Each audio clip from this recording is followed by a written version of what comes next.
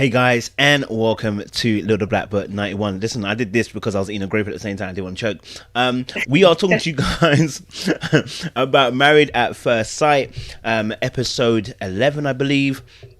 Yes, I know episode 12 comes out tonight, but the UK Taskforce has gathered, as always, to do some border control. Yes, we want to talk about some of these particular people and their relationships.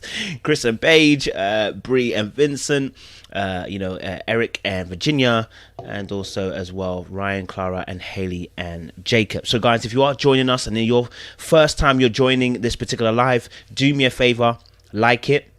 Okay, leave a comment in the chat as well, and enjoy yourselves today, okay? And get ready to have a feast of a conversation. I'm joined by two great people on this particular panel. You see them every week, beautiful melanated people, and I want to let them introduce themselves. So if I go from my right hand side, my left hand side actually. So it's my left hand side. Hit me. Yes. I'm assuming that's Raquel because she's on the top. I'm on the bottom. Oh, you. Yeah. I was gonna say I thought it was different for you because I was like, I'm seeing you at the bottom, so I was like, what's going on? No, I'm at the bottom. Cool. Yeah. Right, cool. Hi everyone, my name's Raquel. You can find me at Raxreal on Instagram, YouTube, and my channel, my content is like lifestyle, parenting, and I've got a podcast called Mama Drama Pod as well. Please show love and subscribe.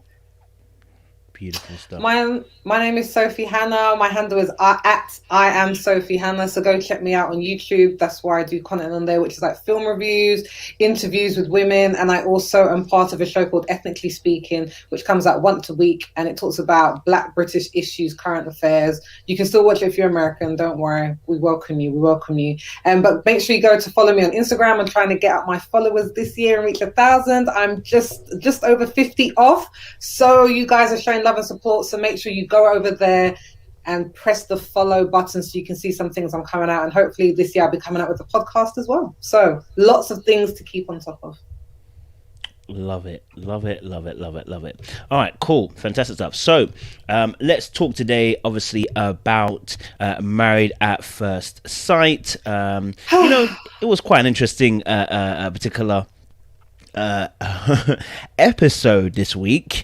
I don't even know where to begin. Obviously Chris and Paige, let me start there. I know usually we don't, but Chris and Paige, obviously Paige walked away with tears in her eyes. What was your kind of thoughts around Paige and Chris's scenario and situation that happened on the show? My sympathies went out for Paige. So this you took him back when he came with that very terrible apology. I don't even know what it was, an apology, a beg, let's start over. She put herself in that position. The Mercedes-Benz wasn't enough for her to leave. It had to take him saying that he was done. And I was just like, I actually just don't feel any sympathy here. And I'm just glad that when she had the conversation with the women, she was like, actually, maybe I want the marriage more. Maybe I'm fixated on marriage rather than the person I'm actually with. I'm just like, okay, mentally now she's catching up. But I think as a woman, honestly, I just felt that I felt hurt that he had to be the one to end it.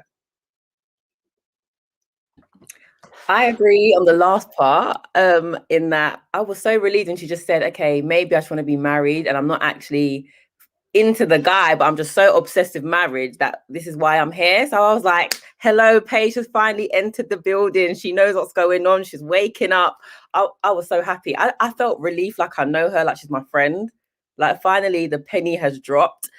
And I'm a bit disappointed as well, to be honest. Not that it's finally over, but that when he was actually trying, she wasn't. So when he was like, you're doing all of this in front of the camera, but behind the camera. Okay, so Raquel, did you believe his story? Did you believe him? She didn't check him. So if it's not true, why didn't she check him? Why did she check him? She just soaked it all up and was just listening. She didn't say, unless they've edited it out, but why would they? She didn't say, Chris, you are a liar. So it does seem like she was only willing to talk to him when the cameras were rolling. So I was like, why are you making all this noise, asking for one call a day? But when he's calling you, he said like 6-7 times, she's not even answering the phone. I'm confused. I wonder, do you know what? I thought that was Chris the manipulator just coming in and trying to hobble together like 6 calls he might have made over the period of 2 months talking about you always ignore my calls. I felt like he was just trying to find another excuse as to why this wasn't going to work. I just thought, yeah, this is the same old Chris. Yeah, she has a job. She's doing things. And he wants to come and bring her fried chicken, play some little game of pool. And then now it's just like, oh, I'm still not feeling it. I'm just like, why did you come back?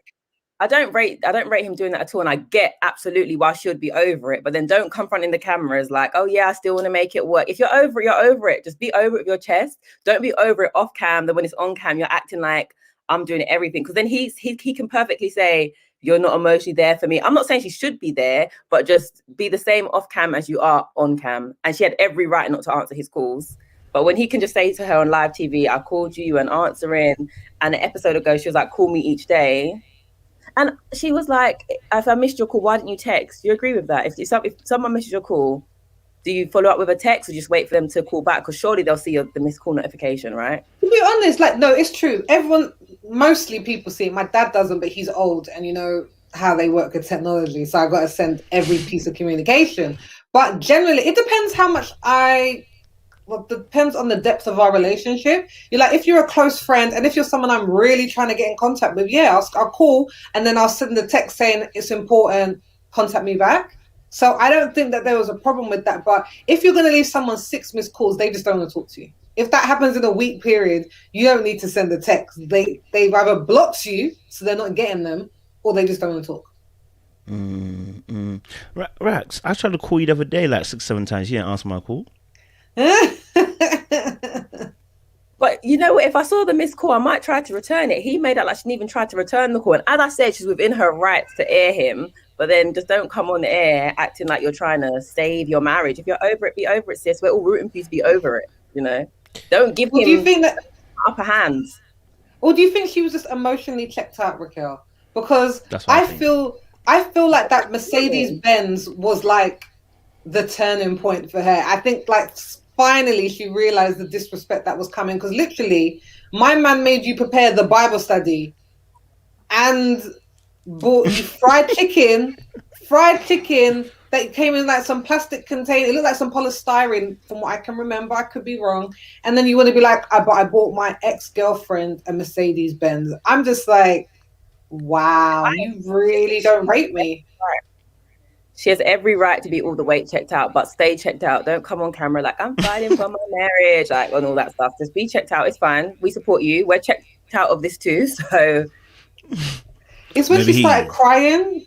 When she started crying over the counter, I was just kind of like, if you haven't been contacting him, what did we think was going to happen here? Technically, she only said one day. Technically, she only said that day. So that day that he didn't have the same way that I actually never called Rax is the same way he never calls on other days. So it's the same thing. People are imagining things, you know. People are imagining things. What, one day he called her for 6 or 7 times in a day? You think that you now have rights to say you communicate? You don't communicate. You chose one day out of 26 or 27 to call me on, and now you want to have the balls, the gall, the unmitigated gall, the minerals to even say what you feel, like as if I don't communicate with you. You know, she was busy. She was with her mum. I'm sure she ignored the calls, but she was with her mum. You know what I mean? What do you want to do? I'm with my mum. And you have to respect that. I'm sure what happened was her mum probably said, don't answer the call. Don't answer it. Now you've told me the story. You know what I mean? I wouldn't be surprised. So yeah. I'm glad that it's coming to an end. I'm glad it's done. To be honest, I'm going to miss the drama. I'm not going to lie. You said it's done. Why do you assume it's done? Why would you assume that with Paige and Chris? It's got to be. He said he's emotionally disconnected. She had tears. Come on, we don't want to see anymore, please. No, we saw the clip where he tells his mum. He's telling his mum next week that the marriage is done. He told Pastor the other day he was done. Yeah. He's been. I hope it's done, because it takes one call. To be fair, when she answers the phone. This one she'll answer. This one she'll answer for real. He was sending a text or whatever. Like, I think obviously what was happening is that he comes at a specific time. I know that game when you're just trying to get the sex. Okay, you're not there for the whole day. You don't want to be there for the whole day. You want to get a clean in and a clean out. So he is obviously, when he contacts her at a specific time. We know this. You know, I don't know if her boundaries are up all the way yet. That if he calls her or texts her, that she will say no, I don't want it. So I can't say that she's absolutely done. We saw tears, yeah, tears of pain, not tears of done, because she's been done a few times. You know what I mean? Done for real now, man. What more can this man do? Each time we say that he tops it, he does something else. Like, it's enough. It is enough. Yeah. Okay, let me ask the ladies a quick question then. If a guy calls, if you're seeing a guy, this is if you're seeing a guy, and he calls consistently at a late hour, would you think it is no more than just being a booty call? I don't need to think, it's a booty call. Yeah. And it's a booty call. You only care what I'm up to at night time? You only care how I'm doing past, like, at 10 o'clock? That's the only time you care what I'm up to? No. It is a booty call. That's what it is. Straight up, exactly. But I wish you would have said to him when he came with that, I wish you would have just been firing. But she could have been stunned. You know, sometimes when these men come with their madness, you can just be equally as confused. So she could have been startled, like, wait, what's going on here? But I wish you would have came out firing. Like, you only call me at such and such a time. You only bring me chicken wings. You only want to get in my pants. Like, I just wish she had the rebuttal for him. But I understand. Sometimes you're just caught off guard with the foolishness. Yeah, men change, okay? Change, okay? And so, some of us have lived a life. So, obviously, we've done Chris and Paige because we can talk about it forever. But talking obviously about, because I know you had some strong opinions last time. Talking about obviously Hailey and Jacob and their relationship. Do we feel like, you know, I mean, Hailey saw the tarot reader today, you know, and tarot reader was like, listen, old girl. Listen, you two are match made. 6 and 8, you're match made. And, you know, try to get the tarot reader to say something, I guess, a little bit different than what she was seeing.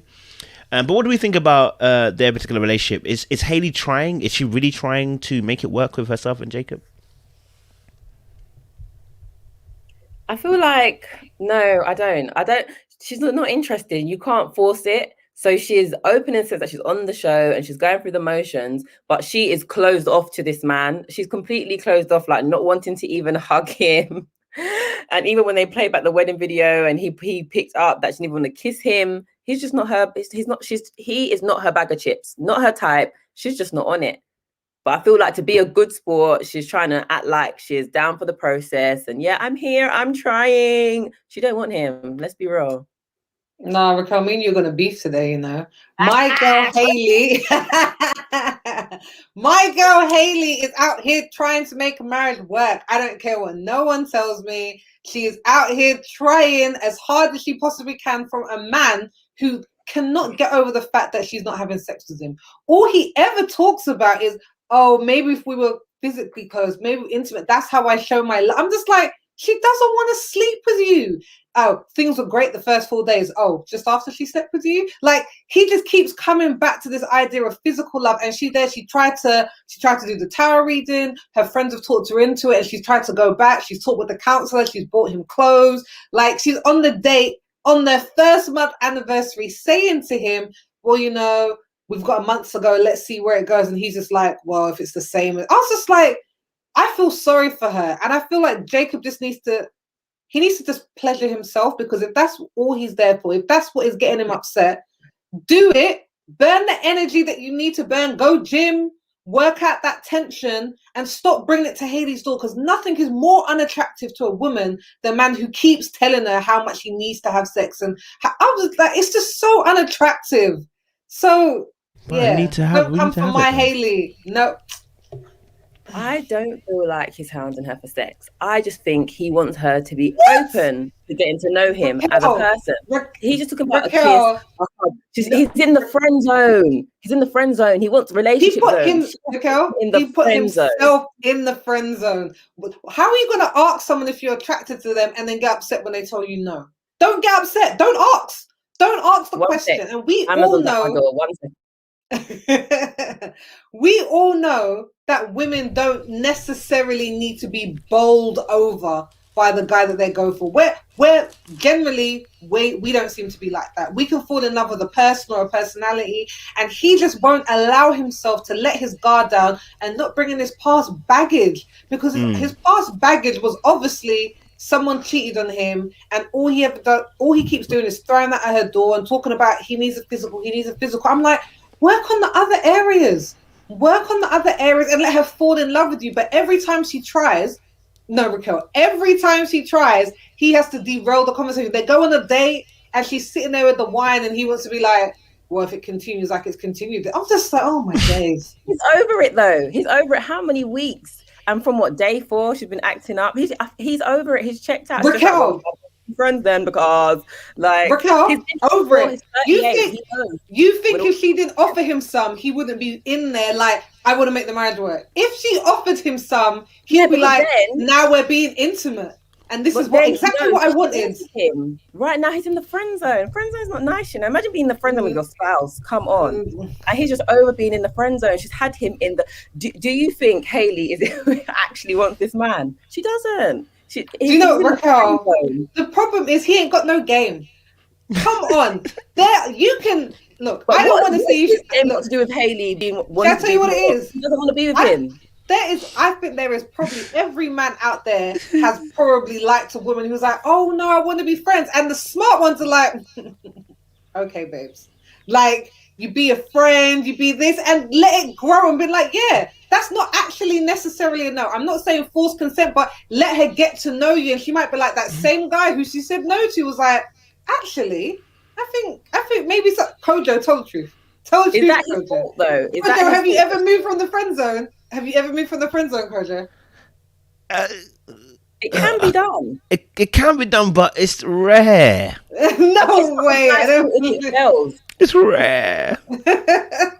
I'm sorry, it's rare, Sophie. If it fails as well, like he could be trying all he wants to come out the friend zone, but if she's not on it, have you not had a guy, Sophie, who wants to come out the friend zone with you, but you will never let it happen? Because I've definitely been there. They could do. Look, I'm a Raquel. The problem is, I don't. Once they tell me once there ain't no friendship, I'm done. I'm just like, the friendship's done. There ain't no friendship. You're just gonna hang around, and I don't want to hurt your feelings. It's not going nowhere, so.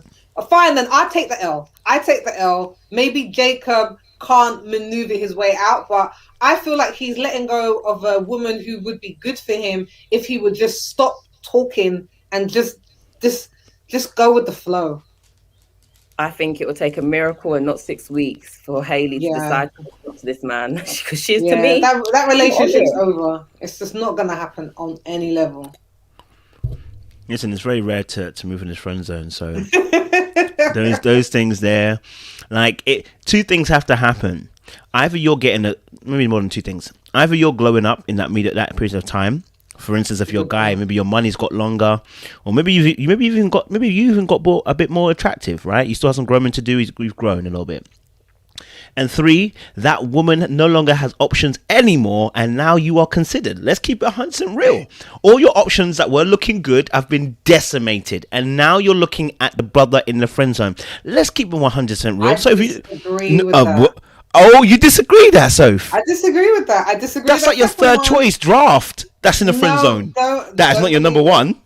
Don't believe it. Okay, what's your thoughts then? Someone in the friend zone. No, my thing is, I say it's because my husband moved from the friend zone into me and my boyfriend. No, I'm so sorry. I love your husband. That's what it was. It was more so like I was just like I was like, I feel like God wants me to be someone else. So I locked it off. I was just like, I don't think this is what God wants. And then over time, I got to know him more and more because he used to come to my workplace because we had worked for sister companies. And the more I got to know, I'm like, this guy's a nice guy. I think I let this one go too soon. That's what happened. So I don't feel like they have to be like the third choice. I disagree with that. So personally, but you know what? I never said that. Would agree to disagree on that. That's fine. Rax, what's your thoughts here? Because she's compromised, so she can't talk. She's compromised. So me, you, Rax. Yeah. How often is it that can guy come out the friend zone? No, I'm not saying it's often. I'm just saying they're not always the third choice. That's what I'm saying. Okay, yeah. I said they're not the first choice. They're not the first choice. I don't know if they're second, third, or eighth, or ninth, or 10th, but they're definitely the first choice. Because if they were your first choice, they wouldn't be in the friend zone in the first place. But that doesn't mean a guy can't make out. I haven't got stats on how often it happens, but guys can make it out. I can tell you. The girl being open, like, if I see you as your friend, you can do everything. You can swing from the highest building in the world, but if I don't want you, it's just, you're just a friend. That's it. Like Maria said, willing, and Hayley to me is not actually willing. She's going through the process, like saying what she should be saying, but in her heart's not open to that man. No, but the fact is, she slept with him one time. Like, I'm not sleeping with no guy in the friend zone. That's what makes it worse. That's what makes it worse. That's why he's begging for it now. Yeah, she's given and taken with the same hand. That's what makes it worse. Yeah. Do you know how confused I would be if you told me you don't like me, but yet you don't find me attractive enough. You don't like me, you don't find me attractive, and then you sleep with me. I'm confused. Why would you do that? She never said she doesn't like him. She said she's not attracted. We can see that she like him. Kojo, you just said it, Kojo. Isn't he begging for sex? Come on. I mean, there's a little bit of desperation in there. Thank you. It's a waft. Sex, just desperate to just be out of the friend zone with her, as in just like in an intimate space. That too, but there's a little desperation of sex. Thank you. Rax, there's a little desperation, just a little bit. He has got a little hint, and I understand. He's already had sex with her, so I can understand. It's true. He's tasted the fruit. He's tasted the forbidden fruit. But what can we do? Rax, okay, Rax, would you give? Would you, if you didn't find the guy attractive, let's say like this scenario, you are in Hayley's shoes, would you have even entertained sex in the first place? If you're not really sure where you're going. No, I wouldn't have. But she said she was drunk, right? Yeah. No, I don't know. Girls are not using that. There's no way girls in 2021 are going to use that excuse as a reason why they slept with somebody. This girl knew what she was doing. She might have just thought, well, I'm married to him, I'm drunk, we're in Vegas, let's just see what happens. She might have been doing a Chris, let me have sex and see if it changes things. That's what I'm thinking. That's what I'm thinking. And it obviously wasn't good. Obviously now the brother is like, I thought it was good, and I thought you enjoyed, and now I want more. And it's like, yes, I do agree he wants physical touch and everything else, but he definitely does want another taste. You know what I'm saying? And unfortunately, he's under the illusion that that's going to help things. I'm like, dude, it is not going to help. I feel sorry for the brother. I feel sorry for him too. He needs to on to the next one because Hayley don't want him. No, Hayley deserves better. She's bad mind. Just go. I hope you have the same energy for Clara when you're there. I'm saying. You pull up on smoke for Hayley. All right, cool. You better pull up for the rest of them like that. You did. Clara and Ryan, obviously, as well. They are, our resident couple who seem to be still, we're at 11th week now, and we're still in the same position as we were before, like in the first week, bruv. Which is, we're not sure if we're having sex or not, and we're still doing some things behind the bedroom scenes. What's your thoughts on Clara and Ryan, like, and her wanting to move in so quick? She's actually moving into his house, not moving into the shared place that they get for them. She's actually moving into his house. What do we think? Was it too soon? To me, he seemed overwhelmed by that. He was like, but she decided it's what she wants to do. Maybe she thinks it will help speed up their intimacy or speed up him taking her seriously because she's all in. But it doesn't seem like he is. I just feel very concerned when he says he was in a relationship for 2 years and he didn't say he loved the person. I'm starting to feel like maybe there's some sort of emotional thing going on here. Something's not right. It doesn't take 6 months to fall in love with someone. If after 6 months I wasn't in love with someone I was dating, I'd really have to consider, is this really going anywhere? Like, what more can I see after 6 months that is going to make me I just don't know. So 2 years, I'm just like, it sounds like you have some sort of emotional blockage. Maybe something has happened, because it's just not normal for him to say after that. And I also think he could be a virgin. I'm not saying. I hear that. Rax, what you saying? 6 months before he tell you love you?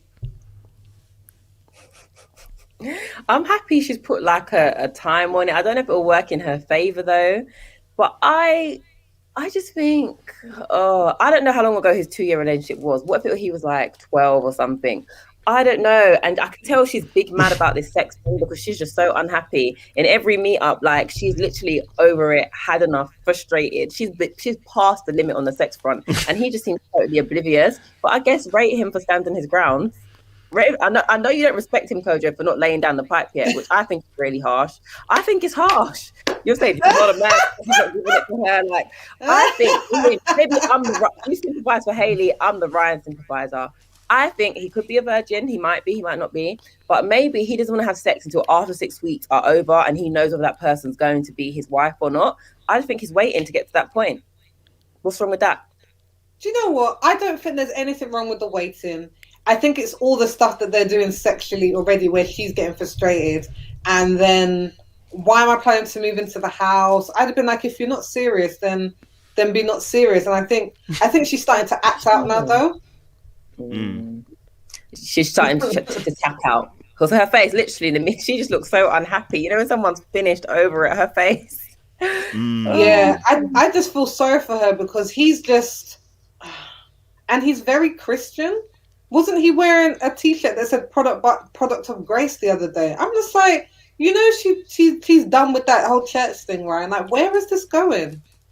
I don't understand what the long-term plan is for him, but I think I was also really concerned, and I know we didn't speak last week, but when she was saying that sex doesn't mean anything to her. Yeah, she said that she wasn't. Yeah, she was like, it doesn't mean anything. Yeah, she was just like, I haven't. She was like, it's never. She basically said it's never meant anything with anybody, and to me personally, that wouldn't make me want to sleep with someone. I'd find that really off-putting, and it would make me probably want to wait a bit longer to kind of hopefully make the love build. Because if you're saying that even if for him, it's obviously a very sacred and special act, which I second. Why is that sacred? I don't know why is that sacred.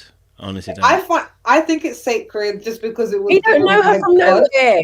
What do you mean? You've got married out of nowhere. So listen, lay the pipe down from nowhere. I don't understand why this is a big issue. Because he doesn't know if he wants her. We've got as Sophie said, the whole spirituality, religious thing. She don't know if she wants the kids to do whatever, be whatever. He's like, no, they must be raised in church and follow the Bible. He's unsure. So he maybe just not a guy that likes to lay it everywhere, isn't it? He's just waiting, even if it is his wife. Maybe it's just not good enough. It might not be his wife for life. I think he's waiting. I wouldn't care if it's my wife or not. I've committed to the process. I'm gonna give you the full process. Like you came in for the full process. Like nature here. Huh? I generally think I don't think it's sacred. I don't think any of those things. I think there is either something traumatic that's happened, or you got performance issues. Honestly, the virgin probably maybe the virgin thing too. But then again, virgins, you know, they're a bit more. They feel more comfortable to say I love you. So the fact that you can't say I love you, I'm kind of weaning off that a little bit. So if you can't say I love you, that sounds to me like there's trauma there. In this particular area of intimacy, there is trauma there. And this is why it concerns me, because both him and Clara have trauma. She has if you're telling me you can have sex and you don't feel a thing, you've got mad trauma there too. Yeah, you're having sex and can't feel a thing, trauma. So and she spoke about obviously some other things around that. So I really believe both of them need full-on therapy, full-on, you know, because there's a lot of smoke and mirrors at the moment, a lot of it. Like I agree. It don't make sense. Like I get that you want to take it slow. I know that people are saying that, but it's not even that men don't usually do that. You're doing little bits in between. So it's not even like, you know what I'm saying? So this whole is sacred. I'm like, yeah, I hear you and I can feel that could happen and stuff like that. But you're married, cuz. This is not even like your girlfriend and you're not trying to commit the fornication before you get married and you're doing little things on the side. No, you married. You know what I'm saying, bro? You are married. So for me, I'm hearing some trauma that may be deeply enveloped with Ryan, plus the fact that you're hearing from Clara too, that she's not connected to sex. There's a lot of fear that's going on, I think, at that time and moment. I think they need a full-on therapy before they go anywhere. And if they don't get therapy, I'm scared for their children, if they have any in future. Not even for them, their children. Because all of that kind of stuff will pass on to the kids. Just saying. I don't know how you feel. Is it so strange then for a man just to not want to have sex straight away that we just think he's gone through something serious? Because outside of the marriage, say it's the dating world, he's just waited a month to have sex with who he's dating. Is it that strange? He's married, darling. He's not dating. He's married. In the game show, I know, but he doesn't know her. Yes, they've signed the paper, but he's still getting to know her. But he's doing other things. There's a lot of pressure on him to lay the peen, and because of how she's badgering about it, it's just getting a bit. I don't know. It's a lot. It's heavy. That might make him want to withdraw it even more, or like second guess her even more. Like, why are you hounding me for my penis? It's the way also as well. He can't talk about sex as well. He can't talk about sex either. He can't talk about like, bro, it. you are married. You are married. So unless my only other thing is that let's say he hasn't got no trauma, then he's a super religious person, not Christian, super religious. You understand? Those people that are so religious, everything becomes a religious rite. That's the only way I can think of it. But even then, you're still doing other things. Remember, it's not like Clara as a normal girl doesn't know these things. She's also come from a church background. You can't play her. You can't be like, oh, I'm abstinent and I really know about the sacredness. And she's looking at you like, you're really sacred about the abstinence. Like, I don't know about these things. I grew up in the same environment you grew up in. I even went to Bible school for a whole year. So you're telling me you want to try and play me about this abstinent thing? That makes no sense. Bro, you're not going to play her like that. That's probably why she's even more frustrated. You know what I'm saying? You saying it's sacred and you're doing the other things around it, bro. Well, she may be forcing him anyway, so I believe so. I think she's trying everything. A lot of pressure. On. I think it's because remember she said how her ex only wanted to have sex like a couple times a year, or wasn't it something like that? And how that made her feel. And I think she's really, really worried that it's going to be the same thing. And I think that's why she's putting so much. I wouldn't even say she's definitely putting pressure, but it's passive aggressive. Because it's not as if she's talking to him about it. She'll just make sly digs around him and to other people. So I think there's that fear of, am I going to be trapped in that same relationship again? And I don't think that Ryan's providing any real sort of comfort, because he's like, I just need to feel that connection. But then you told me you didn't feel that connection with someone you was with for 2 years. So I think she's just freaking out. So why is the energy different between how you guys talk about Ryan, how you talk about Hayley? Why isn't it just Hayley, lay down, spread your legs, let Jacob get some, it's your husband? Why does she get like a pass and Ryan she definitely doesn't like him? The thing is, Ryan and Clara actually they look like each other. Attracted to each other. They like each other. They do other things together. And he's just like, oh, but let's stop at the sex. It's just like, come on, dude. Oh gosh, maybe she has odor. Maybe. Ryan would never tell us his respect. He never tell us. He's too much of a gentleman. It's true. And maybe he's not acting like how. Maybe he doesn't like her, but he's not behaving how Hayley's behaving, because he seems like quite respectful. Like he doesn't want to embarrass people on TV. So maybe he's just trying to, be a gentleman about it. He may not like her at all. We don't know. Wait, if that's the case, you need to tell her before anything goes on, then, because you can't be letting. She's pressing you, bro. She's pressing you for issues right now for sex, bro. So if you feel like there's not, the hygiene's not up to scratch, you gotta let her know gently in the back scene. Nothing, no. Then she can stop pressuring you, because she's pressing you because you're not saying these things. You know what I mean? Kojo, is that a real thing that a man needs to say to, like, as in? I don't know any way to not make it personal. Have you and your male friends talked about women and saying, yeah, bruv, I didn't go there because of...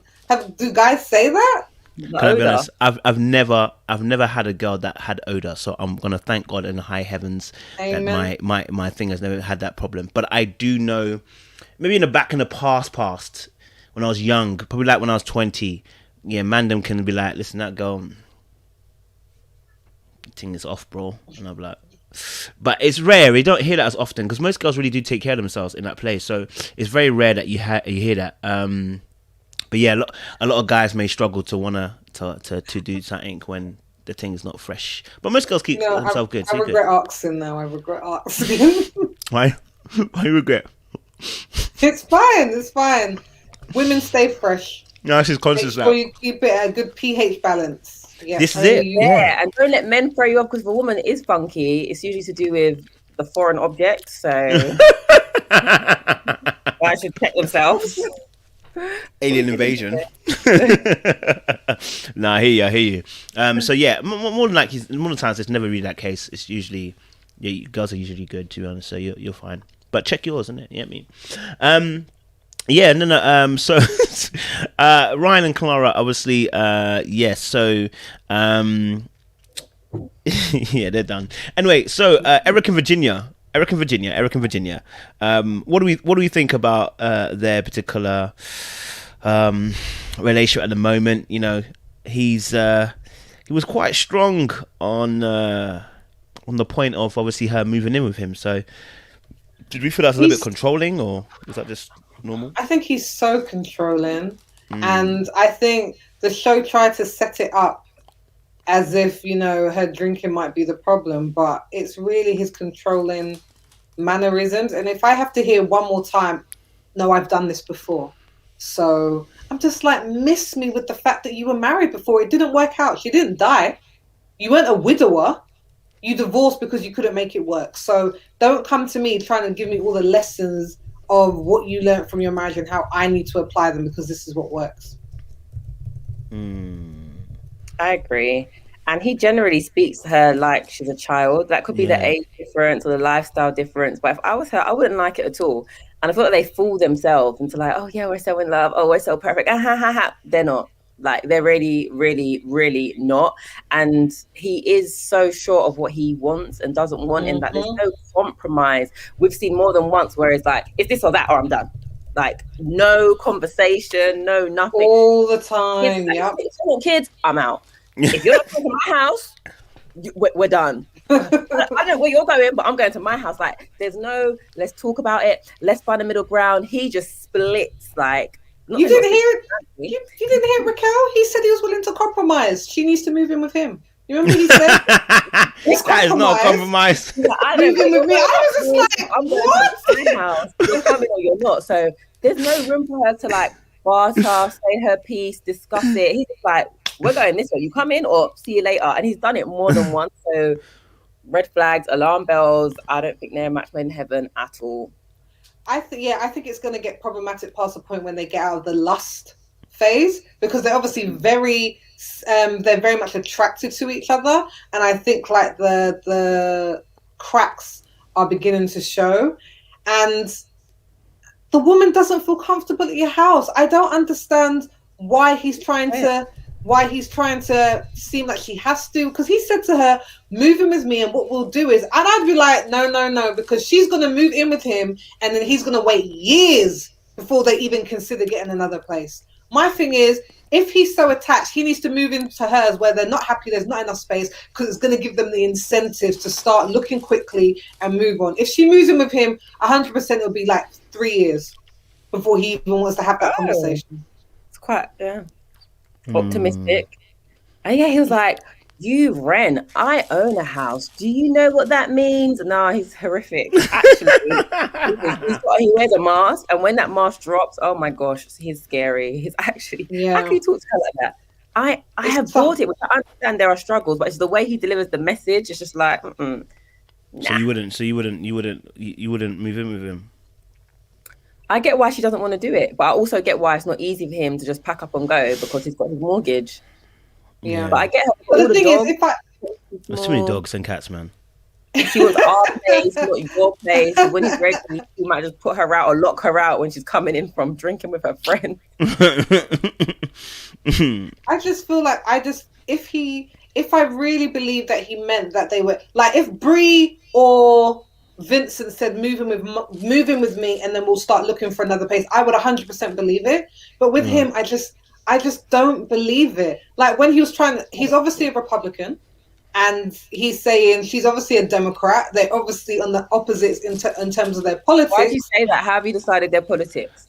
Everyone says that, to be honest. Everyone says the same thing. Based on what they say. So, based on what he was saying on the episode previously, where he was talking about they have very different beliefs, and remember she was talking about her sister who is gay and has all these adopted children and this, that, and the other, and blah blah blah. And she's like, I think it's great, and she's talking about this. And I think for him, he is much more very like conservative, and he's just kind of like, I just feel we don't accept each other's things, and that's fine. I'm like, this is not fine. When they have children, it is going to turn a mess, because how is he going to want them to be brought up? He wants them to believe that gun-toting, all lives matter, like Christians first, Trump for office. Where is this going? Like, these are major things that I feel I need to get around. And because she already doesn't have any power in this relationship, he likes to throw these ultimatums around. If they have children, which he says if she doesn't want them now, then he's gone because he doesn't want to be an old father. How about I don't want to have a child? How about I'm 26 and your sperm lasts forever? How about that? How about that? He does not care. He doesn't care. He's just so black and white. It's my way or the highway, literally. No two ways about it. I hear you on that. I mean, obviously, Eric and Virginia as well. I mean, it's tough, isn't it, really, watching them two? Because I think, that whole conversation was a bit of a Mazzolini, because he really did railroad the conversation. And he doesn't know what a compromise is. A compromise is not me moving into your house. If that's your position and my position to stay in my house, the compromise is we meet in the middle. That's a sacrifice you're asking me to do. You're asking me to come all the way to your side. You're asking me to give up my position. So I felt like, and he does it all the time. Now, do you know what? At first, I was like, when the friend was saying to us he was controlling, I don't know why I disobeyed my own rule, which is whatever they tell me, I'm going to listen to. All right? Because whatever they... Yeah, the friend said it to him. His own friend said to him, listen, you can be a little bit controlling. You need to buck your ideas up and not be so controlling. I don't know why I skipped that piece of information. I think I was trying to fool myself into looking like, because Virginia's got a drinking problem. I was really focused on her drinking problem the craziness of her sleeping on people's beds. But she has a drinking problem. Do you see how sober she is now? She's talking sense.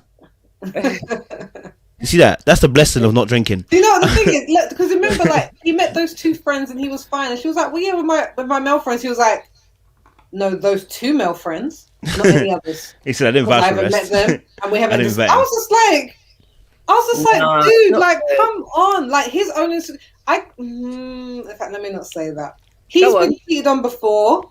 Yeah, he has been cheated on. I can see that he has probably made it very difficult in relationships. I can see that he's made it very difficult.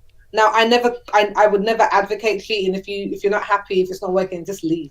Just like I'm not here ever for cheating. Just leave. But he's too controlling. Remember when he was messing with her every hour at the wedding? He was like, "Yeah, that's the sort of communication I like." No, I think he was scared because he was drinking. But then again, he's controlling. So I'm not gonna lie to you. He is controlling. He just needs to chill. Like, I get it. It's just really odd though, because obviously it's hard to kind of give him all the way he is controlling, because she's a drinker and she's excessively drinking. I think maybe there's a bit of worry there too. But yeah, I don't know. It's tough to say. I mean, watching them two, I know was this episode? Was this episode, wasn't it, when they went for last episode when they went for a flight this episode, right? You know, and I was like, bro, like, I don't know if she asked for a flight, bro. I'm not gonna lie to you, because, like, is that really what she wanted, or was it what you wanted? Like, there's a little bit of, I'm not sure whether you know what I'm saying. Like, he's like framing the coordinates. Yeah, but I was like, bro, it was a poor gift. It was a poor gift. She was like, wasn't any better. Yeah, it was just they need to work on their gift giving. It's not strong at the moment. No, I hear that still, but I'm glad that Virginia's now more sensible, and she is actually really astute and intuitive, because she catches when he's moving mad. I'll be honest with you, when he's being controlling, she'll be like, "You're being controlling." Like when we've been talking about the house thing, she was like, "Hold on a minute, you know, that's been a little bit controlling." Now it's a bit odd because sometimes she gets it wrong, like when she talks about the whole friend thing in the beginning.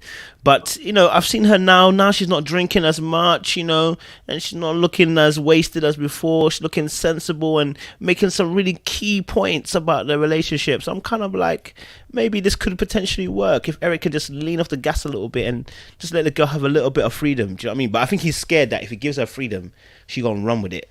And I think you're definitely right. It could work, but she really needs to really advocate for herself. And I don't think that's something. I had it a bit in my 20s, but I've really come into it into my 30s. So I think if they stay together, as she gets older, 100% her voice is going to become stronger and firmer about what she's okay with and what she's not. And you can see the beginnings of it, but he really tries to come down with the age and the previous experience to really try and win her round. And I really hope that she can just be like, actually, I don't want to, so we need to find a compromise. And I'm not going to back down, Eric, so don't put pressure on me to do it. That comment was mad. Made me laugh.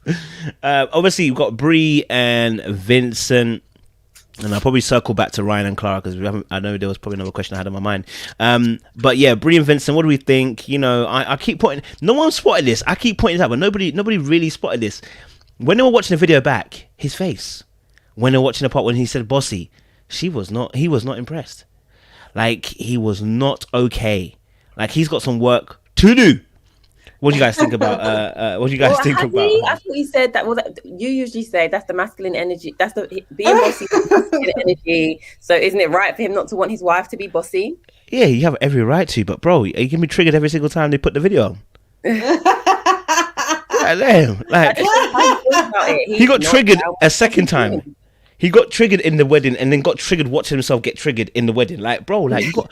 I mean, bro, you got. He was giving it, like, obviously. I think he's. Let's be honest. That part of him still is not ready to experience that. He doesn't want to experience Bree's bossiness. I'll be honest with you, and no guy potentially wants to, but I just need him just to bring it together. You know what I'm saying, bro? Like, let's go get some healing done, because, like, you know, you've got a little bit of a history. You know what I'm saying? A little tight shirt and that got you a little bit triggered. So we just need you to, you know, get yourself to a place where you're good. You're comfortable, okay, and you can trust this girl. Do you know what I mean? But I don't know. That's my thoughts. What do you guys think about Vincent, and Bree? I think they seem really cute. Like, the most in love couple so far. Like, they could last. You know. Wow, your face. You do not agree. Based on that no, they can last. They can last.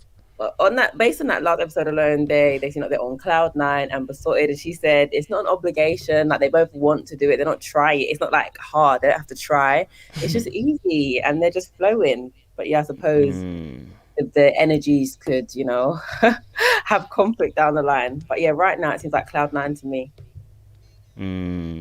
I agree. I feel like a month in, you still do want to be living like your best life and in the honeymoon period. And I feel like those two are probably the only ones who are really in the honeymoon period still, where everyone else is just kind of like facing some real hardcore issues. So I have high hopes for these two. I have hope. I don't like them as much as Woody and Amani from last year, because those two were like perfection. But these two work really well together. Kojo, go on, come with the rain. Is it, Kojo? You just sound like a strong woman. Is that what it is, Kojo? Everyone always says this. It's not even that it's strong. You know what it is? Listen, there's an energy that carries, which I believe it can be very destructive to me. Because I can be very stubborn and I can be very hard-headed, and I know where I want to go. So if you're going to be bumping heads with me every single time, that's no good for nobody and not for me. So for me, I'm not down with that. Do you know what I'm saying? Secondly, as much as I'm also strong, I'm quite sensitive when it comes to words. It's my love language. So if you're using it incorrectly, you're trying to kill me, and then you'll die first, if I die first. You know what I'm saying? Like, I can use words as well. You know what I'm saying? But so for me, it's not even necessarily a strong woman. It's the way that you utilize that strength. How do you utilize that to encourage me, or you're utilizing that to emasculate me?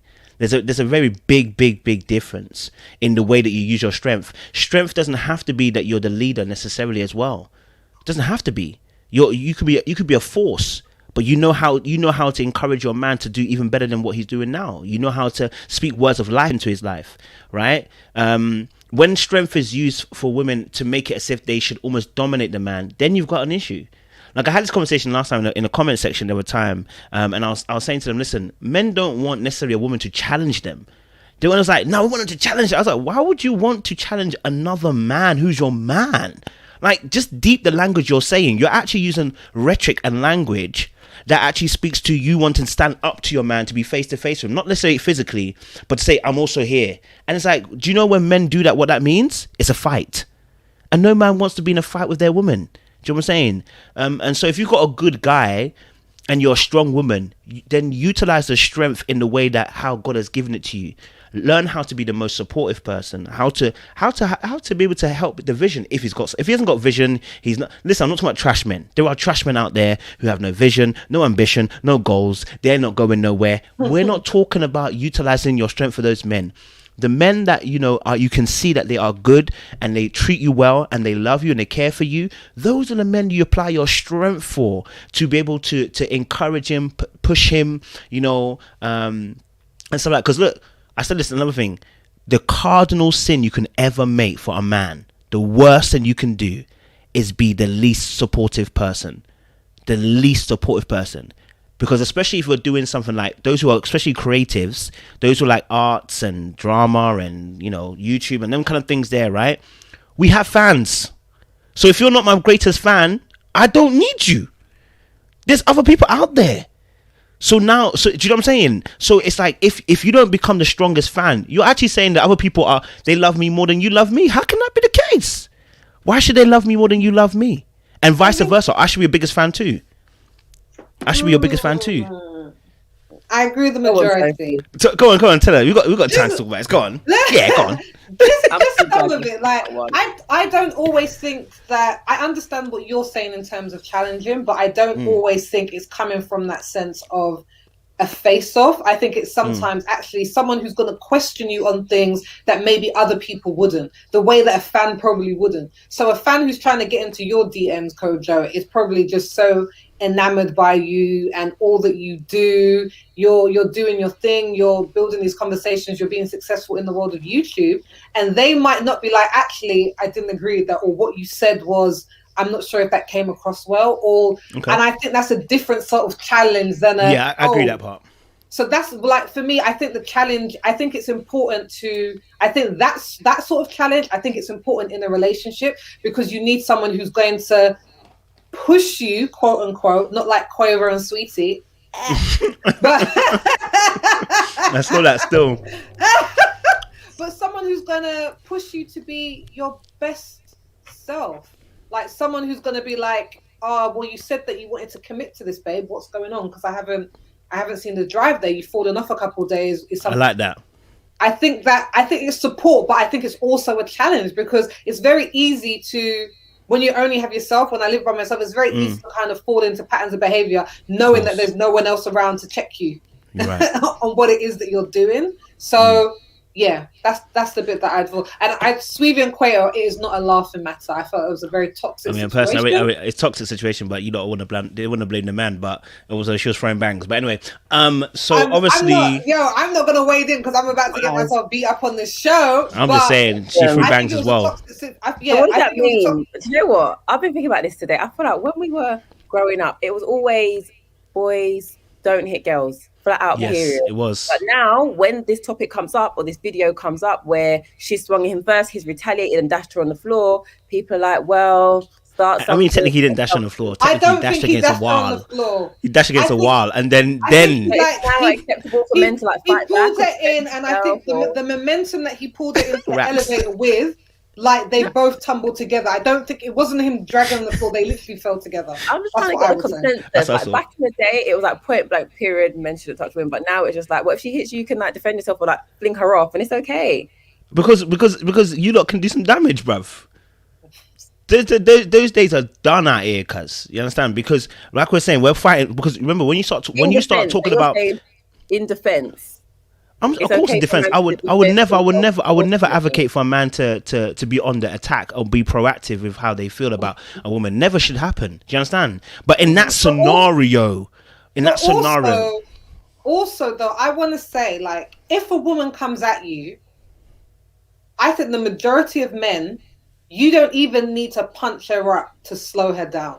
Absolutely, like, there's a certain amount of force that you don't need to use, because men are just physically stronger. So if a woman kind of comes in, you could literally hold her arms to her side and be like, this isn't going to run. You still have a problem. We would still have a problem, because the moment I put my hands on you, even to restrict you, right? They would say, that's excessive force. You've excessive force to restrict her. You would have said the same thing. If you would have slapping him in the face and punching him in the face, I'm like, you can hold, but when why should it get to that point? Slapping it, no, it shouldn't. It shouldn't get to that point. For me, and I was talking about it to my husband, I said, for me, when Quavo saw what she did, we don't know what was in that yellow case. We don't know what was in it. Maybe it was his jewelry. I don't know, because they were tussling over that thing.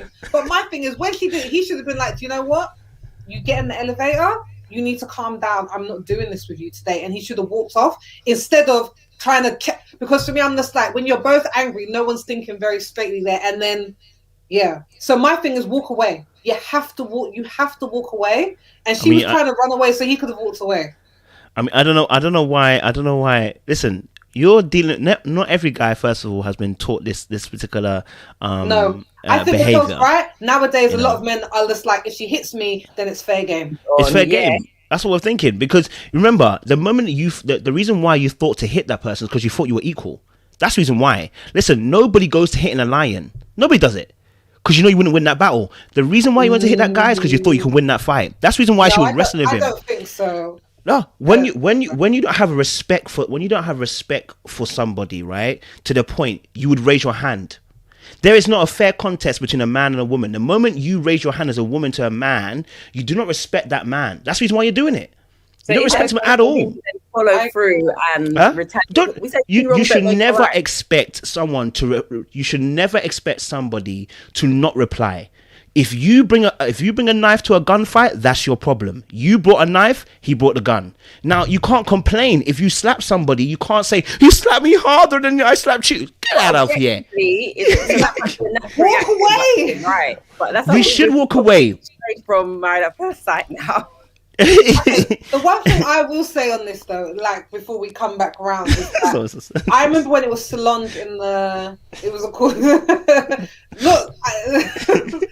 when it was Solange in the elevator, I was really disappointed by the way that people were making jokes about Jay-Z, because I was just like, it takes a big man not to retaliate when someone like Solange wasn't coming for a slap, she was coming to thump him up. And yeah, he obviously done something to her sister. I get it. I'm a sister. I get it. But the way that he was restraining, he was like, no, there was a bodyguard in between. My thing is just like, no one gives props, because I'm like, a lot of men would have gone for her. She would have had to do 5% of what she was doing, and they would have gone for him. But nowadays, I think a lot of men are just like, oh, you're coming at me? Yeah, you're letting me know that you wanna fight with me. But I think a lot of women do it, Kojo, not because they feel like they can win, but I think women are like, he's not gonna do anything. In your mind, you're just like, no respect, he's not gonna hit me. And a lot of men nowadays will be like, no, they will.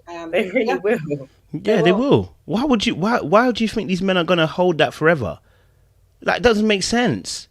Like you can't look. I as a bloke, even me as a bloke, that's why I said the women don't respect. As a man, you understand the moment I come to you to make it physical, I better be ready for war, because I don't know how far you're willing to go.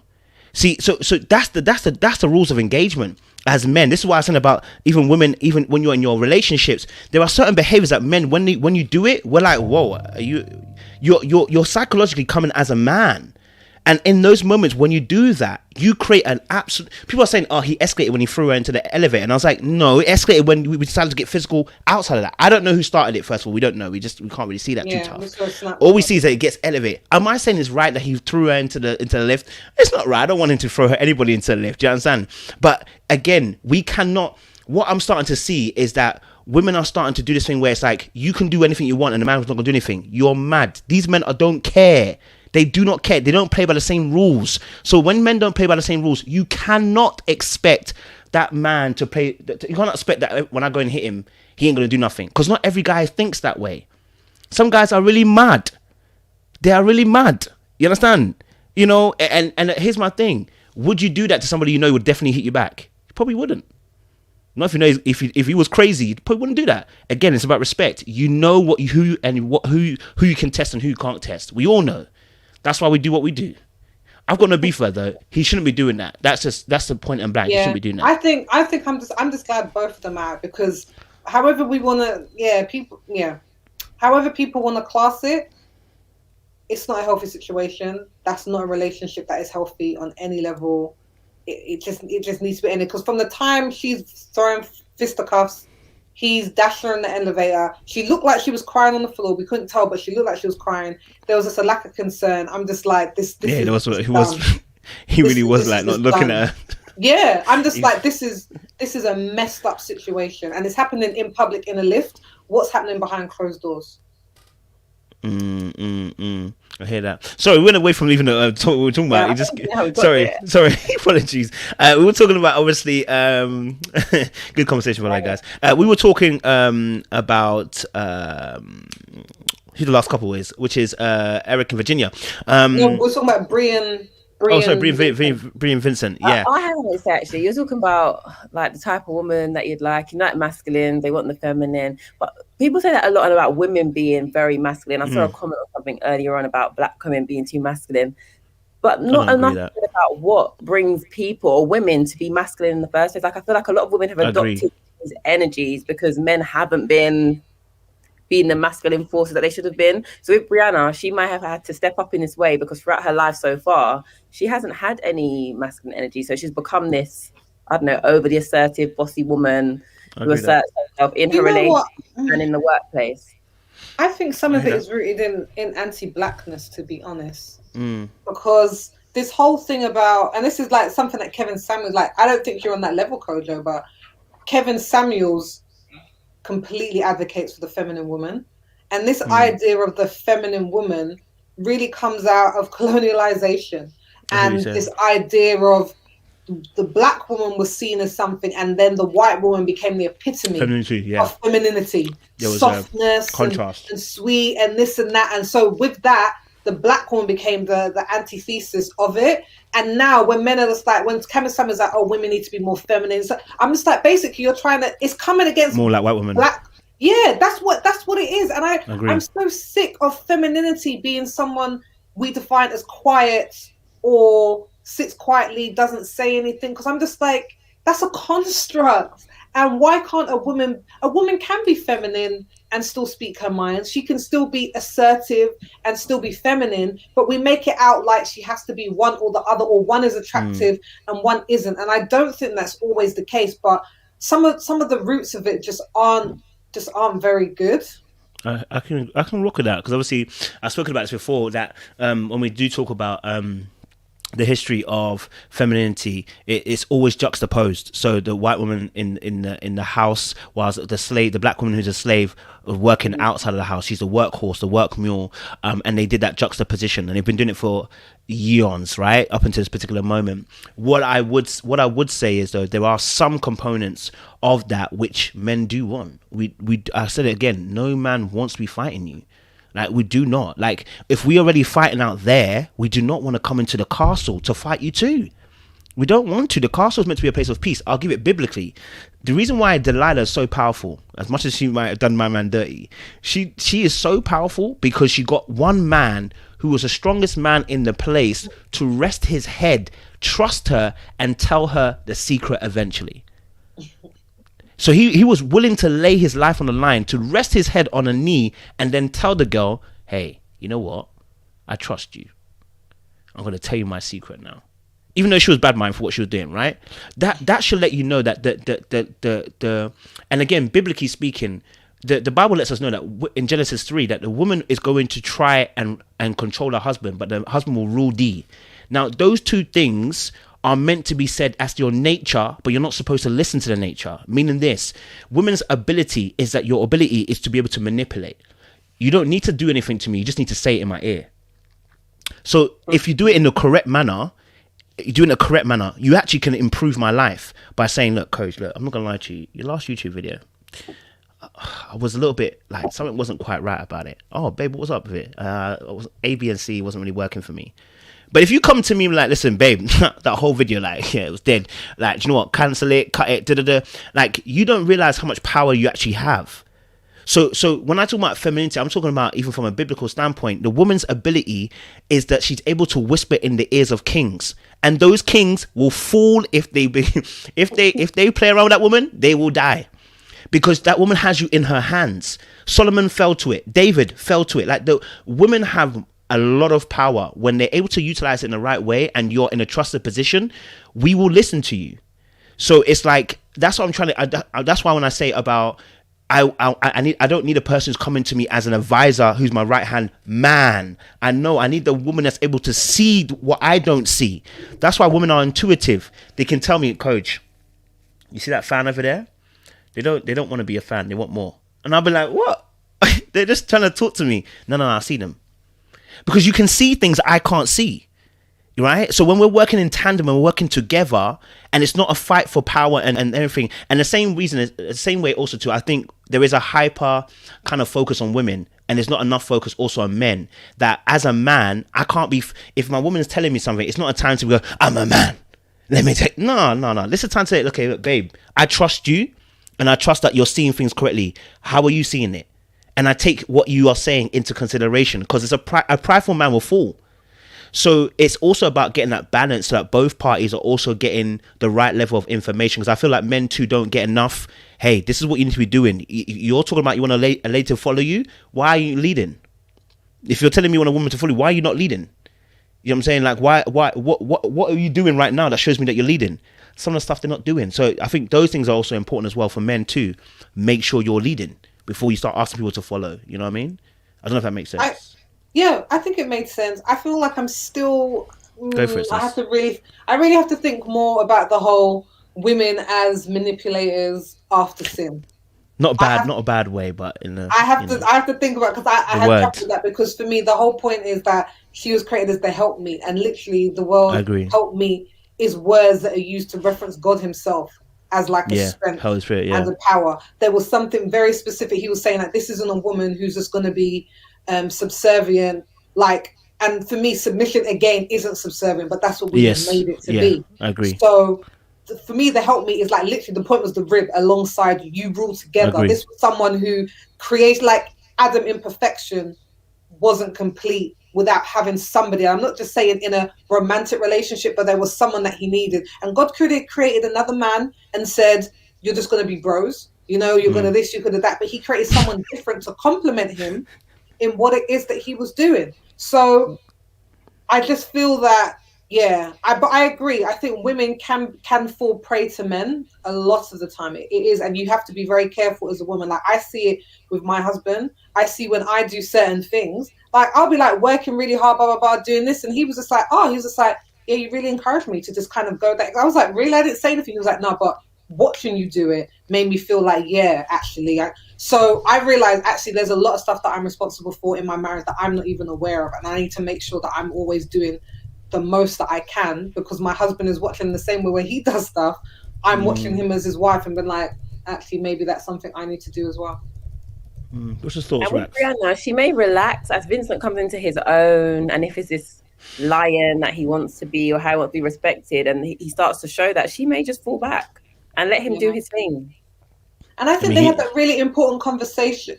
I'm not fussing with you today, Kojo. You're too mean on our Brie. But I think they had that conversation where he said, I just really want to impress her all the time. And she was like, is that what it's all about? She was like, you don't need to impress me all the time. Like, it's fine. He's a people Kojo, pleaser. You don't agree? No, yeah, I agree. He's a people pleaser. I'm going to be honest with you. No, I don't. No, it's not I don't rate him. That in this scenario at the moment, right, he's a people pleaser. Like, men that say, like, I want to please you all the time, you're a people pleaser. No, and you're hoping the person will do the same for him. His wife. No, I want to please my wife too. Listen, I want to please my wife too. Listen, I want to please my wife too. You understand?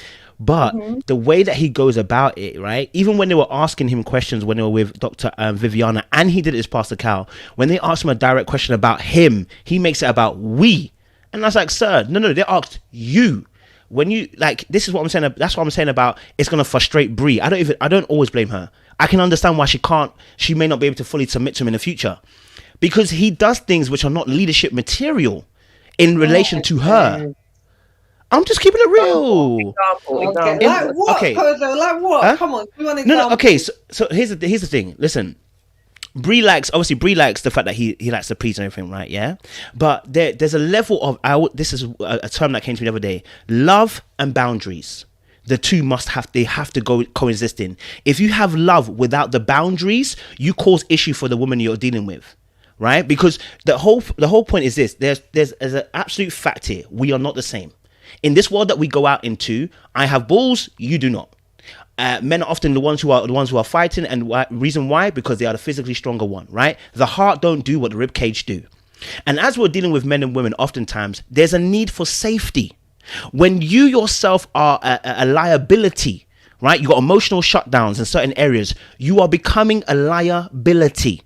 And in that moment, the woman cannot trust you. Guess what the woman does? She does what she does best, covers you. But the covering can go too far because now she doesn't know how far she has to go because she wants to make sure the team is good. And in those moments, that's where emasculation can happen. I don't trust your leadership. And where now you feel like, she doesn't love me. She doesn't care for me. She doesn't respect me. But you didn't play your part in the beginning. I'm telling this from experience. I am an overly emotional person at times, right? I lead with a heart. And guess what happens? I'm also sometimes at points not good boundaries, right? And when you do that, you scare the other person because what you're saying is, I can't keep you safe. How can I keep you safe if I can't keep myself safe? How can I do that? How can I lead you if every single time I make an emotional decision? If anybody's at work, you know how it is when you got a boss that's overly emotional. When it comes to making very hard decisions, they don't want to make it. Nobody wants to be with that boss. It's all good when we're laughing and joking, but when stuff is going down at work and it's not looking good, nobody looks to that person for leadership. They look to the person and say, listen, guys, this is what we're doing. And whether you agree with it or not, they're telling you this is where we're going. And suddenly you feel safe because look, if it goes down, it's his fault. It's not my fault, right? He said we're going to do this. We're going to do this, right? But everyone feels safe with that particular leadership. So the same thing with men. Like I like Vincent and I know where he's coming from and I can see myself in him. But that because I can see myself in him, I'm also scared for him. If he doesn't get that part right and get emotionally sound, you are going to scare this girl Bree. You're going to scare her because she's gonna think about ways how to cover you, and then you get this whole situation where we're talking about black women having to always have to be strong. Why? Because he isn't strong. You've been given strength for a reason. You've been given shoulders for a reason. I'm not trying to make it gender only gender because I know it can fluid a little bit. Mm-hmm. But as a man, I don't go into labor 9 months. You do. That means you're vulnerable. It's common sense. You're vulnerable, which means I have a job to protect you emotionally, physically, spiritually, financially. I have a job to protect you in some shape or form. I have to do that job. When I don't, women are so good that God has made them how they are that they end up covering us and trying to protect what they're seeing as a gap. But sometimes when that man doesn't fill that gap back up with himself, what happens is this. She ends up leading and then she feels like I'm always leading everything. I can't, he doesn't. And there's always an unfulfillment in that woman and she can never rest. She's always on 10. So I've got no problem with Vincent. He just needs to get it together and quick. He's worshipping Brie a little bit as well. Stop it, bro. Stop it. Listen, I'll be honest with you. Ladies, be very, very honest now. A man that worships you, not so much likes you, worships you. They're the ones that are in the friend zone. Not the one that likes you. The one that likes you, it doesn't worship you. The one that worships you. Where has he crossed the line for you? Where has he stepped out of like being in adoration for his wife to worshiping her, which is going to lead to his demise, as you're saying? I don't think he'll lead to his demise. I think he'll get it together eventually. But for me, it was just on those moments when they were talking one to one with Dr. Viviana and also Dr. Cal. They're asking you very straight questions about how you feel and you keep saying way. That means you're not going to be honest about actually how you actually feel, and you're going to be a problem later on. And people who do that are people pleasers. They do that because they don't want to cause problems, and you're going to cause more problems when you're not honest and when you're not open about it. So for me, that's where I'm seeing a breakdown in the relationship between himself and Brie, and that's why even me now, I'm not dating. I had to take myself out. I said, whoa, I've got some problems here, bruv. Yeah, as much love as I have, boundaries are not there. And if they're not instituted, no woman feels safe, bro. Can't be shutting down after a dance because your shirt's too tight. Come on. Who's going to feel safe after that? Your man is breaking down because his shirt's too tight and left foot went over right foot? Come on. He's very sensitive. That's what I'd say. He's very sensitive, but yeah. Are you not shook? Are you not shook if a man was like that? To be honest, I don't think I would be shook in the first instance, but I think when tough times came, I would realize that I need more than this. I need more than this, and I think, I agree with what you're saying, Kojo, because Yeah, my husband is the one he's very emotionally strong. And like, I'm the loud one. So people can get confused and been like, oh, I'm the loud one. I'm the one who's chat. I'm blah, blah, blah, blah. That's always going to be me. But he's very quiet and he's so sure of himself that, yeah, whenever something is going on, he doesn't rough. He's like, okay, like, I always know he's got it. He's got to have it in hand. He's going to have a plan. And then there's times when I have to do that for him. Like when his dad passed away, like, I'm like, I have to be the strong one now, because this is something that we never thought. It happened out of nowhere. And then I'm like, I have to be strong for us, and that's fine. And when I had to take on that role, it made me realize how he takes on that role every single day, every single time when I'm emotionally falling apart. And it gave me a bit of a glimpse of like what he's doing all the time, and how much responsibility he takes for our marriage and for me. So for me personally, yes, I do want that. I do want that from a guy. Maybe not every woman does. But yeah, I want that from a man. What are you saying, Rax?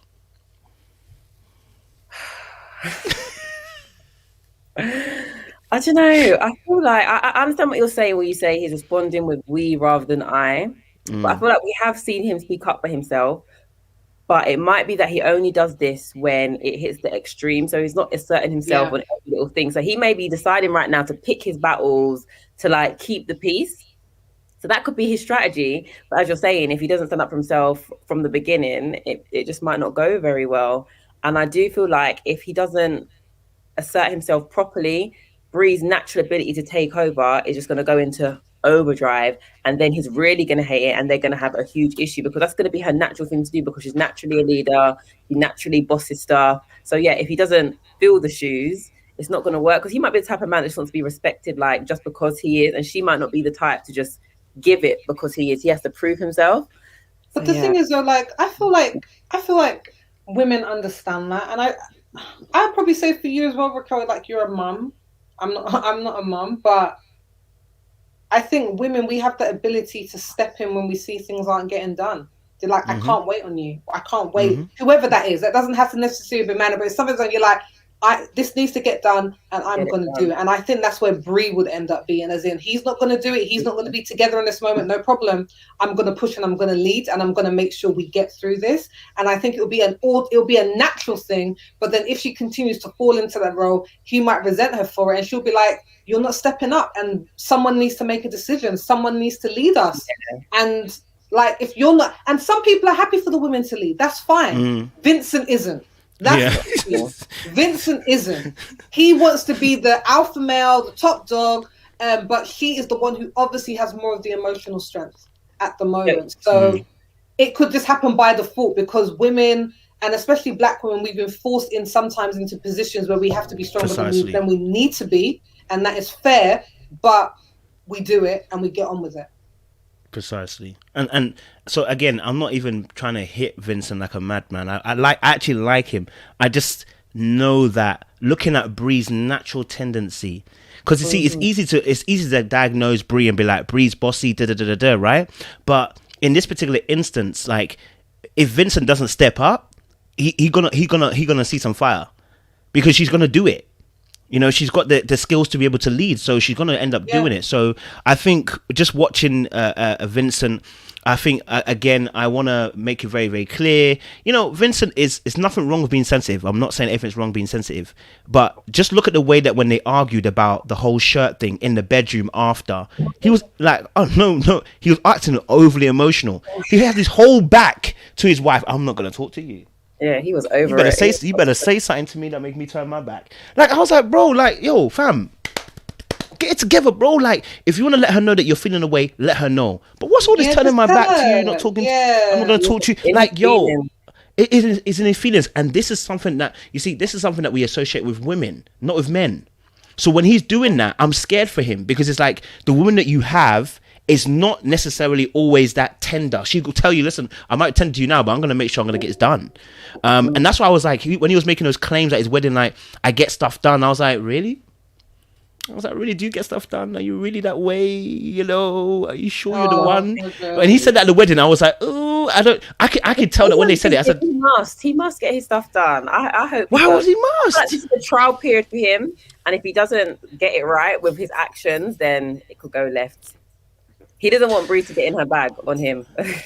He doesn't, and I just want to say, as much as, and I agree with you, Kojo, because usually saying he was acting feminine, but I don't. I think it's a behavior that is usually a tendency for women to have it, and we associate more with women, the way he was acting in the bed. But I just want to say it doesn't work for men or women in a relationship. Everyone, just to say how you feel and what you're not happy about. For everybody, it doesn't work for women. It doesn't work for men. Like, it doesn't work for anybody, for the health of any relationship. But to say I was upset because you laughed at me when I spilled over and it didn't make me feel very nice. We just need to get over ourselves and just be honest. Yeah, I mean, to be honest, get it together, bro. Like, listen, but that's gonna take. I think for him, he needs some therapy. I think he needs some therapy, some counseling. No. To be honest, if she continues in the way that she isn't, in the way that she really, I think she really does care. Do you see her? Do you see Bree? Do you see Bree doing this?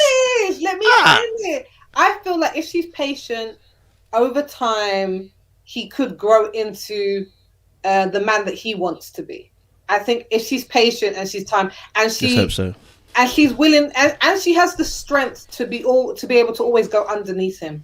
To see him act and just not rise to him, be like, okay. Because that's what I know I would struggle. After a while, I'd be like, I'm sorry, but literally you were just crying about this and now you're upset about that. I don't know what it is and I'm just confused. That would be me. But if she has the patience to be able to work with him, I think over time he will develop. Because right now it's early days. She's still in her honeymoon phase. So so sweet now. Oh, what is it? Yeah. What did I do to upset you? I don't understand. Like, how long will that last before she's just like, listen, you better just sort it out because I'm tired of this. I agree. It's true. I've not seen a real Brie yet. Like, she's lovely, she's nice, she's sweet, but when she gets in her bag. Exactly, this is the honeymoon period. Hold up. If the business doesn't work out, her patience will tell him to get another job. Yeah, you get tired. Honest, and this is why I think people need to have some time to reflect. Listen, I'm just telling you from experience of what I've gone through. It's so funny because I remember when I finished like secondary school, right? I had come out of a all black school, right? And I was the funny fat kid, but the girls used to rail on me, boy. Listen, when they wanted to get me for jokes, they were getting me. Listen, after I finished school, I remember one time on Facebook, we were having a conversation and I said something. One of the girls must have said something. I said, don't talk to me like that ever again. She's like, wait, have you actually got a backbone? Like, what the fuck? I was like, yeah, I've got a backbone. But I didn't deep it. I realized at the time, you see, the problem here is... She had no respect for you. She didn't. But at the same time, I didn't have good boundaries. Because you see, you can have all this love, but it has to be contained. As a man, we're a men of discipline. You have to contain it. You have to channel it in the right areas. You have to let people know, this is my boundary, this is my line. Just like a lion will start peeing all over that territory and let everybody else know, any other lion comes to that line, it's war. And the same thing with men. Because women want to be kept safe. This society is crazy. You know what I'm saying? So you can do little things. I'm not saying go out there and beat 5 men up. I'm saying that you keep them safe by being emotionally sound, being emotionally disciplined, and you're disciplined in your finances. You're disciplined with your God. Without those disciplines, the other person can't feel as safe. Many women are looking to men to lead, and they're looking at them like, bro, what's going on? You're not leading. Do you know what I mean? So that's what I'm saying. Like, as a man, I self-reflected and I said, yo, I've got some tendencies. I'm going to be honest with you. That is a follower, not a leader. I better get myself in check and actually start working on those things so that when I get to the next relationship, that is not something I'm going to be suffering from. Do you know what I'm saying? So every man who's on this chat, please make sure you are in a place where you know you are in a control. The Bible says self-control. It's a spirit of self-control. Get it together. Yeah. Yeah. Any last thoughts, guys, before we finish the chat? It's very good, actually. I like this. It's really good. We're going to do a lifestyle episode, guys. It's over 350 people. This is one of the highest episodes ever, bro. Hey, oh, wow. We're tuned in. Got some Ryan and Clara. You're going to circle back. Have you forgotten? Yes, you did. Yes. Okay. So we didn't give Clara the same kind of heat we gave Haley. Gave Jacob. Does Clara deserve the same type of heat for pressurizing him into the sex thing? Oh, I done it for Haley and Ryan. On the look at Sophie. Look at Sophie. Rax. Look at Sophie. Rax. Look at Sophie. Look at her. Look at her. Look at her.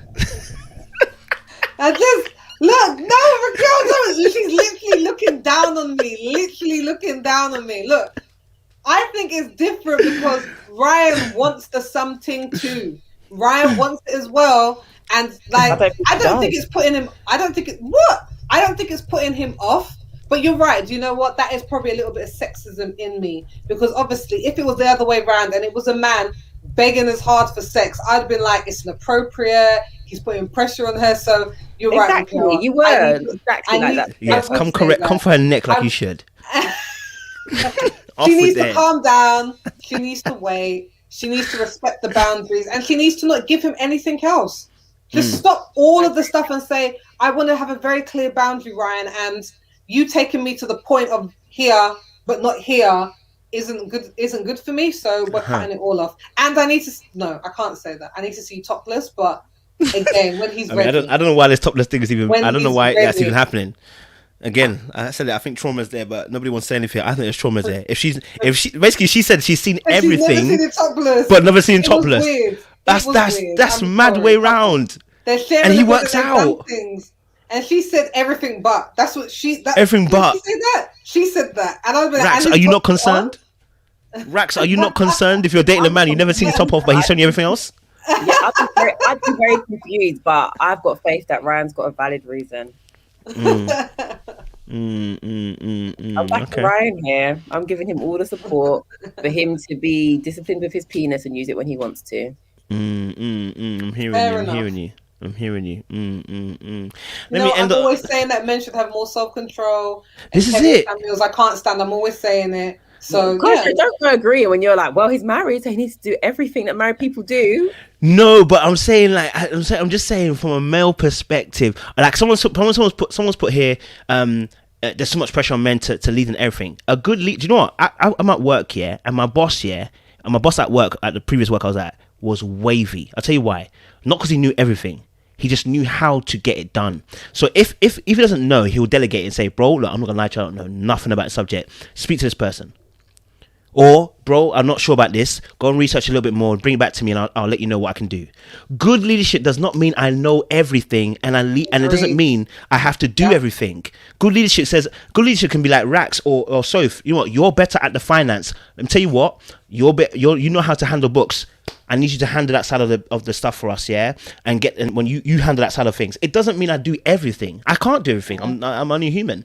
So a good leadership looks at delegation and says, hey, these are the areas I cannot do. Like when I was with my last girlfriend, I said to her, look, I'm not good at the bathroom, but the kitchen, I like my kitchen spotless, so I'm gonna take over the kitchen. I like it clean to a certain degree. I need it to be clean. She does the bathroom better. All right, cool. You do that. I'll do this. Like I don't need to try and make it almost like his gender we're sitting to one area, but as a man, I want to be able to lead, but it doesn't mean I have to do everything. I should know where I'm weakest. I should know where your strengths are, and put you there to lead it. You know, if you tell me this week, coach, our budget says £50. I've told you you're a leader in this area. I cannot come and say, babe, yeah, but no, you've told me it's £50. All right, I'm gonna listen to you, and a good leader can do that. Bad leadership will tell you, well, you said £50. I don't care if I put you in charge. We're doing this. I'm like, whoa, bro, why did you put in that position in the first place if you weren't going to listen? Good leadership has to listen. I think leadership is also about just stepping up when it's necessary. Because I agree, if you're assuming that as a man, literally I can't be off. Once I come through the door, I finish in the world of work, and then I've got to come home and be responsible for her as well. I'm not saying that because I agree with Kojo. Like my husband does the majority of the cooking because he just enjoys it. Like I don't really enjoy it. I'll do it, but he enjoys it. And some men have been like, really? Like you don't want it? He's just like she doesn't want to do it. I like doing it. It makes me feel relaxed. It's not a big deal. So for my thing it's just the stepping up when that's necessary to happen. So for me, no, I don't think a man needs to lead everything all day long, blah, blah, blah, blah, blah. It doesn't have to be like that. And like you have to support. My husband came home today doing the food shopping for Easter weekend. He spent hours out shopping. He came back, he was just frustrated. And I was like, babe, I'll unpack all the bags. Just go and do what you're doing. I know you've been out. I was like, thank you so much. I really appreciate you going out and shopping and this, that, and the other. And he was just like, yeah, just unpack because I've been out. And I was like, cool, no problem. Like it's just about being aware and stepping up when you need to. I love that. Brax, what are you saying? I agree. I agree, but that's what leadership is. That's what submission is. It's not. I'm the man. I must do everything. You know what I'm saying? Yes. And playing to your strengths, your weaknesses. That when you come together, you are a strong team. That is exactly what it's about. Yeah, and when people do that, like just because of your role or your gender, that you should do everything, I just lose respect for you, because it's like, do you have sense? Yeah. Do you have sense? Not just because, I don't know, you have testicles or you got a certain role, it means you're the expert on everything. It doesn't necessarily do that. And I'd respect you more if you show that like wisdom and discernment to say, you know what, I haven't got this, you're more skilled in this area, you do that. I like that. That's wavy. I like that. You know what? Maybe we have to maybe arrange another live, and we'll talk some more about this actual stuff. You know, how we want to see, how we see leadership, how a man and woman role, how we see it and stuff as well. That'd be good to talk about. But yeah, I love the teamwork and stuff. You need to do a physical one as well. You know, we on that tangent about Quavo and Sweetie and guys nowadays defending himself. Being justified and women on the floor. I think you definitely on that. I'm not saying I'm a though, but I think you need to have one. I'm just saying, hey, listen, I don't know if you guys, one of my first videos I ever done on YouTube, which is not on this channel, I did a video called on this subject. I think it was called a quick cooks, and basically I said, because I saw something in the club, I said, listen, yeah, quick cooks. I said, listen, you have to be careful. You if you go and hit a man, you got to have your exit points ready, because if he's crazy, you need to get out there. You know what I'm saying? So you know, but it's I get it. I do understand. You know, we are much stronger than women, and we don't want to be encouraging men to do those things. You know what I'm saying? So just know, please. Contain everybody, keep their hands to themselves, and then nobody has to say anything. Everybody, exactly. Agree. And 2 wrongs don't make a right. We'll add that in there. 2 wrongs definitely don't, but one can get knocked out. Listen, people, that's what I'm saying. Don't do it. It's scary out there. You know what I'm saying? These men are crazy. I'm telling you, I've seen stuff. Listen, I've seen stuff. This is what I'm saying, Rax. I've seen stuff. Some men are actually mad. I remember in a club. I was in a club one time, and honestly, this man was crazy, but you don't know who's crazy. He was short, maybe like 5 foot, maybe 5'4", yeah. And this white girl, unfortunately, was saying this to him. Before she knew it, bang! And it was not a slight bang. It was a one you would punch a guy with, and she was there crying on the floor. She had because she was doing this. She didn't even fight him. She was just doing this f you, f that, and then before you knew it, bang! Not every guy thinks sensibly. You understand? So this is why, you know, you have to sometimes even me as a guy, I don't do that to every guy. I assess the situation. If you're wearing white Air Forces, you don't care about your life. You know, why would you care about mine? You wear white Air Forces in the club. Why would you care about my life? Obviously, you don't care about your trainers. You don't care about me. That's the rule for me. You know what I'm saying? But no, in all seriousness, yeah, no, it can be a little bit crazy. People are crazy out there. Do you know what I mean? So, yes, guys, thank you so much. I need to get your details so I can put them into the actual description, so that every week we've got your details so people can just go to it straight away. So I'll get it off you guys after as well. But thank you so much for coming through, having a good discussion. You guys, you know what I'm saying, we hit our highest numbers this week, guys. Highest numbers. So you know, appreciate you guys. We did the work this week, you know. We did the work this week. So yes, let them know again before we go where they can find you, and then we'll jump off. You can find me at Raxreal on Instagram, Raxreal on YouTube. Please follow and subscribe. And you can find me at I am Sophie Hannah on YouTube, on Instagram. Make sure you go over and subscribe on YouTube. Make sure you go follow me on Instagram. I'm trying to hit 1,000 followers on Instagram. I'm like just over 50 away. So love for you to come and show that support over my Instagram so you can see all the content I'm doing, and hopefully plan to launch a podcast this year. So yeah, make sure you do that. Love that. Thank you so much, ladies. You guys have really made me have a really good, entertaining conversation. I can see the audience have enjoyed it as well. It's been entertaining. They've enjoyed it as well. So we'll see you guys again tomorrow night. If you're around, we'll be here talking about Married at First Sight, episode 12, and we'll have another good discussion. So if they loved you, by the way, on the last live that you were on, they thought that you brought the heat. So we appreciate you coming through. One day we'll get Rax on too. Appreciate you guys. Midnight. Stay locked. Not on midnight. Yeah, midnight. I think I joked that was your cheating one, right? We haven't done the cheating one. I can't wait for the cheating one. We're going to do a proper cheating one. I can't wait to do that one. Oh, yeah, you reminded me. Thank you, Rax.